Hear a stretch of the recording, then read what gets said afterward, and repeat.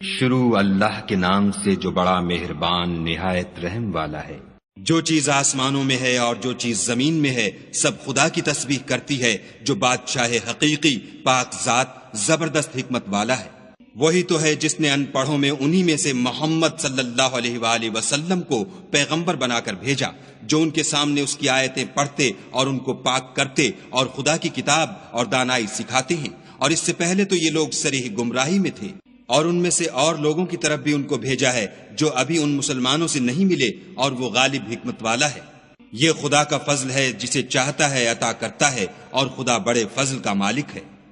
جن لوگوں کے سر پر تورات لدوائی گئی پھر انہوں نے اس کے بارے تعمیل کو نہ اٹھایا، ان کی مثال گدھے کسی ہے جس پر بڑی بڑی کتابیں لدی ہوں۔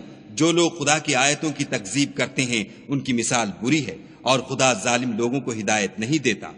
کہہ دو کہ اے یہود، اگر تم کو یہ دعویٰ ہو کہ تم ہی خدا کے دوست ہو اور لوگ نہیں، تو اگر تم سچے ہو تو ذرا موت کی آرزو تو کرو، اور یہ ان اعمال کے سبب جو کر چکے ہیں ہرگز اس کی آرزو نہیں کریں گے، اور خدا ظالموں سے خوب واقف ہے۔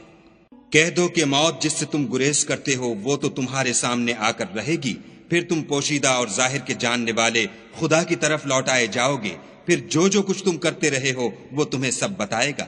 مومنوں، جب جمعے کے دن نماز کے لیے اذان دی جائے تو خدا کی یاد یعنی نماز کے لیے جلدی کرو، اور خرید و فروخت ترک کر دو، اگر سمجھو تو یہ تمہارے حق میں بہتر ہے۔ پھر جب نماز ہو چکے تو اپنی اپنی راہ لو اور خدا کا فضل تلاش کرو، اور خدا کو بہت بہت یاد کرتے رہو تاکہ نجات پاؤ۔ اور جب یہ لوگ سودا بکتا یا تماشا ہوتا دیکھتے ہیں تو ادھر بھاگ جاتے ہیں اور تمہیں کھڑے کا کھڑا چھوڑ جاتے ہیں۔ کہہ دو کہ جو چیز خدا کے ہاں ہے وہ تماشے اور سودے سے کہیں بہتر ہے، اور خدا سب سے بہتر رزق دینے والا ہے۔